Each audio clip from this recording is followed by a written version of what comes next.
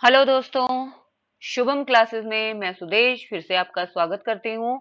तो आइए सबसे पहले आप हमारे चैनल को सब्सक्राइब कर लें, वीडियो को अंत तक जरूर देखिएगा और वीडियो को देखने के बाद उसको आप लाइक करना ना भूलें और उसको शेयर करना ना भूलें। तो मैं बता दूं आपको कि आज की कक्षा में हम संज्ञा सूत्र के बारे में पढ़ने वाले हैं और संज्ञा सूत्र के बारे में भी कौन सा संज्ञा सूत्र हम पढ़ने वाले हैं, हम सवर्ण संज्ञा सूत्र जो है, स्वर्ण संज्ञा सूत्र जो है हम वो पढ़ने वाले हैं। तो सबसे पहले आइए मैं आपको बता देती हूँ कि सूत्र जो है वो क्या होता है। ठीक है, सूत्र होता है ज्यादा से ज्यादा, ज्यादा से ज्यादा विषय को, ज्यादा से ज्यादा विषय को संक्षेप में कहना। ठीक है, ज्यादा से ज्यादा विषय को संक्षेप में कहना, ये कहलाता है हमारा सूत्र। ठीक है, ये क्या कहलाता है, हमारा सूत्र कहलाता है। जैसे लघु सिद्धांत कौमुदी के अनुसार वृद्धि रादेच, ये जो है ये एक वृद्धि संज्ञा का सूत्र है जो कि कहता है कि आत और एच, आत और एच की क्या होती है, वृद्धि संज्ञा होती है। ये मैंने आपको एग्जाम्पल दिया है। तो आइए अब हम सूत्र के प्रकार के बारे में पढ़ लेते हैं। जो सूत्र के प्रकार हैं वो क्या कहता है कि कितने प्रकार का है। तो पहला है संज्ञा सूत्र, दूसरा है परिभाषा सूत्र, विधि सूत्र, नियम सूत्र, अतिदेश सूत्र और लास्ट हमारा कौन सा है, अधिकार सूत्र है। ये वही संज्ञा सूत्र है जिसके बारे में मैंने आपको बताया कि आज हम इसी का ही एक स्वर्ण संज्ञा सूत्र जो है वो आज की वीडियो में हम पढ़ना चाह रहे हैं, वो हम पढ़ेंगे। ठीक है, तो आइए हम अपने संज्ञा सूत्र पे आ जाते हैं। संज्ञा, संज्ञा सूत्र, सबसे पहले आपको संज्ञा पता होना चाहिए, संज्ञा क्या होता है। ठीक है, ये दो सम प्लस ज्ञा से मिलकर बना है। ठीक है, सम उपसर्ग ज्ञा धातु से बना है, यानी सही अर्थ का जो ज्ञान कराए। ठीक है, वो जो नाम है वो संज्ञा कहलाता है। वो क्या कहलाता है, संज्ञा कहलाता है। नाम में कुछ भी हो सकता है, राम, श्याम, मोहन। ठीक है, इस तरह से जो ये नाम होते हैं ना, वो हमारे क्या होते हैं, संज्ञा। नाम यहाँ पे लिख देती हूँ। नाम जो है हमारे, नाम को हम संज्ञा कहते हैं। और नाम वाले को, नाम वाले को क्या कहेंगे, नाम वाले को हम कहेंगे या तो संज्ञी कहेंगे या हम कहेंगे संज्ञक, या क्या कहेंगे, संज्ञक। संज्ञी कह लो या संज्ञक कह लो, बात बराबर है। ठीक है, नाम वाले को क्या कहते हैं, संज्ञी कहते हैं या हम कहें उसको संज्ञक कहते हैं, और नाम को हम क्या कहते हैं, संज्ञा कहते हैं। तो मैं आपको बता रही थी कि हम पढ़ने वाले थे संज्ञा सूत्र। संज्ञा सूत्र क्या, अब आपको संज्ञा के बारे में भी पता है, आपको सूत्र के बारे में भी पता है कि सूत्र क्या होता है।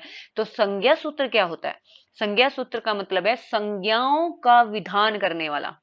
ठीक है, इसका मतलब क्या है, संज्ञाओं का, संज्ञाओं का विधान करने वाले सूत्र, करने वाले सूत्र, ये क्या कहलाते हैं, ये हमारे कहलाते हैं संज्ञा सूत्र। ठीक है, संज्ञाओं का विधान कराने वाले सूत्र ये हमारे कहलाते हैं संज्ञा सूत्र। जैसे मैं एक एग्जांपल आपको बता देती हूँ जो कि लघु सिद्धांत कौमुदी से ही है। वृद्धि रादेच। ठीक है, वृद्धि रादेच, ये जो सूत्र है ये हमारा पहला सूत्र है। ठीक है, ये क्या कहता है, ये कहता है कि आत और एच, आत और एच की वृद्धि संज्ञा होती है। आत और एच की क्या होती है, वृद्धि संज्ञा होती है। ये मैंने आपको एक एग्जांपल दिया था संज्ञा सूत्र का। तो आइए हम अपना संज्ञा सूत्र के बारे में और इसमें पढ़ते हैं, इसका जो लक्षण है, इसका जो सूत्र है वो हम पढ़ लेते हैं। ठीक है, कि जो संज्ञा सूत्र है उसका जो सूत्र है वो क्या है। ठीक है, तो उसका जो सूत्र है वो है तुलाश्य प्रयत्नम स्वर्णम, यानी तुल्य, तुल्य, तुल्य होता है समान, क्या समान हो, आज से, आज से होता है मुख, आज से क्या होता है, मुख, जो मुख के उच्चारण स्थान है वो, और जो प्रयत्न, यानी प्रयत्न और उच्चारण स्थान। ठीक है, प्रयत्न और उच्चारण, ये जो प्रयत्न है, प्रयत्न भी दो तरीके के होते हैं, अभ्यंतर होते हैं और बाह्य होते हैं। जिनके मुख के जो उच्चारण स्थान है वो, और जिनके आभ्यंतर प्रयत्न सवर्णम, उनकी स्वर्ण संज्ञा होती है। जो जिनमें आज से यानी मुख से जो उच्चारण स्थान जो आते हैं वो, और आभ्यंतर प्रयत्न जब तुल्य हो जाते हैं तो उनकी वहां पर क्या हो जाती है, स्वर्ण संज्ञा हो जाती है। यानी दो या दो से अधिक वर्णों के उच्चारण स्थान व अभ्यंतर प्रयत्न दोनों समान हो तो उनकी स्वर्ण संज्ञा होती है। अब देखो ये चेक करना बहुत ही ज्यादा आसान है। अब हम जब हम चेक करेंगे दो या दो से अधिक वर्णों का उच्चारण स्थान और अभ्यंतर प्रयत्न समान है या नहीं है, तो हम इसको कैसे चेक करेंगे? ठीक है, तो इसके लिए सबसे पहले जब भी हम स्वर्ण संज्ञा करते हैं तो उसके लिए आपको सबसे पहले उच्चारण स्थान के बारे में पता होना चाहिए और अभ्यंतर प्रयत्न जो होते हैं उसके बारे में आपको नॉलेज होना बहुत ज्यादा जरूरी है। ठीक है, उच्चारण स्थान हम देख लेते हैं। उच्चारण स्थान आप सबको पता है, हम अपने 10th 12th से ही हम लर्न करते आए हैं कि उच्चारण स्थान कौन से होते हैं। अ कु विसर्जनेनाम कंठा, ऋतुयशानाम तालु, ऋतुषाणाम मूर्धा, ऋतुलसानाम दंतः। ठीक है, ये सबको उच्चारण स्थान आपको पता है।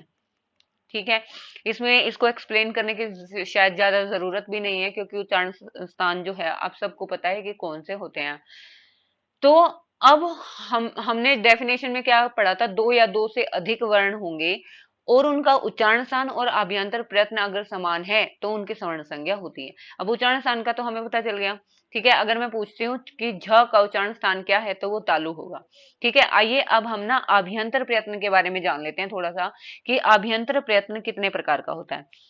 अब जो प्रयत्न है वो होता क्या है? ठीक है, जो मैंने आपको बताया अभ्यंतर प्रयत्न। ठीक है, जो इसमें प्रयत्न है वो आखिर होता क्या है? ठीक है, वक्ता जो बोलने वाला है, ठीक है, उसको वर्णों के उच्चारण में जो यत्न करना पड़ता है, ठीक है, उच्चारण में जो यत्न करना पड़ता है उसको हम प्रयत्न कहते हैं। ये दो प्रकार का होता है, एक होता है आभ्यंतर और दूसरा होता है बाह्य प्रयत्न। ठीक है, इनके बारे में हम एक्सप्लेनेशन बाद में करेंगे क्योंकि हमें तो यहाँ पर आभ्यंतर प्रयत्न चेक करना है, तो आभ्यंतर प्रयत्न के बारे में हमें पढ़ना है। ठीक है, तो आभ्यंतर प्रयत्न जो होता है वो क्या होता है? जब हम उच्चारण करते हैं तो हमारा जीवा जो है, हमारे जीवा को मुख विवर में विद्यमान कंठ तालु आदि जो भी हमारे भिन्न भिन्न स्थान को छूने में जो यत्न करना पड़ेगा उसको हम क्या कहेंगे? आभ्यंतर प्रयत्न कहेंगे। ठीक है, तो जो ये अभ्यंतर प्रयत्न है वो पांच प्रकार का होता है। पांच प्रकार का कौन सा? स्पृष्ट, ईशत स्पृष्ट, विवृत, ईशत विवृत और संवृत, ये होता है। अब स्पृष्ट में क्या आते हैं? कैसे में तक आते हैं। ईशत स्पृष्ट में य व र ल आते हैं। विवृत ये स्वर जो है इसमें वो सारे आएंगे। ईशत विवृत में श श स ह आएंगे। ठीक है, और संवृत, संवृत में हरस अ का प्रयत्न संवृत होता है। ठीक है, अब हमें चेक करना है। कैसे चेक करना है? तो आइए देख लेते हैं। जैसे मैंने पूछा अ और आ, क्या इनके आपस में स्वर्ण संज्ञा है? तो आइए चेक कर लेते हैं। इसके लिए हमें क्या चेक करना है कि इन दोनों का उच्चारण स्थान सेम हो और आभ्यंतर आभ्यंतर जो प्रयत्न है वो भी क्या हो? सेम हो। ठीक है, तो अब अ और आ का हमें क्या देखना है? उच्चारण स्थान देखना है। अब देख लेते हैं, अ और आ का उच्चारण स्थान क्या है? कंठ। क्या है? कंठ। तो ये तो दोनों चीजें सेम है। ठीक है, ये दोनों चीजें क्या है? हमारी सेम है। अब दूसरा हमें क्या चेक करना है कि अ और आ का क्या अभ्यंतर प्रयत्न भी समान है? देखो उच्चारण स्थान तो क्या हो गया? सेम हो गया। अब हमें दूसरी कंडीशन भी चेक करनी है। अगर दूसरी कंडीशन सेटिस्फाई नहीं करती तो नहीं होगा सवर्ण संज्ञा। ठीक है, तो दूसरी हम कंडीशन चेक कर लेते हैं जो अभ्यंतर प्रयत्न है अ और आ का। अभी देखो सारे जितने भी स्वर होते हैं उनका जो स्वर है, उनका जो उच्चारण स्थान है वो क्या होगा? विवृत। वो क्या होगा? विवृत होगा। तो इनका जो उच्चारण स्थान है वो भी सेम है, अभ्यंतर प्रयत्न है जो वो भी सेम है। ऐसे ही हमने चेक किया छ और ज का। ठीक है, छ और ज का। अब छ और ज इन दोनों का क्या है? देखो उच्चारण स्थान जो है वो क्या है? तालु। दोनों सेम है। तो अब इनका अभ्यंतर प्रयत्न चेक करेंगे छ और ज का। ठीक है, और छ और ज कहां पर आते हैं? क से मैं तक में आते हैं और दोनों का क्या रहेगा? अभ्यंतर प्रयत्न स्पृष्ट रहेगा। ठीक है, तो इसका मतलब क्या है? ये दोनों क्या है? स्वर्ण संज्ञक हैं। इसके बाद हम चेक करते हैं च और ट। च और ट का। अब च और ट में देखो जो च है, ठीक है, जो च है इसमें देख लेते हैं। जो जो च है, च का उच्चारण स्थान क्या है? तालु। ठीक है, दूसरा हमने ट लिया, ट का उच्चारण स्थान क्या है? मूर्धा है। ये लो। ठीक है, उच्चारण स्थान अलग अलग हो गए, यानी पहली जो कंडीशन है वो सेटिस्फाई नहीं हुई। इसका मतलब च और ट क्या होंगे, स्वर्ण संज्ञक नहीं होंगे। ठीक है, इसके बाद जो लघु सिद्धांत कौमुदी के अनुसार री की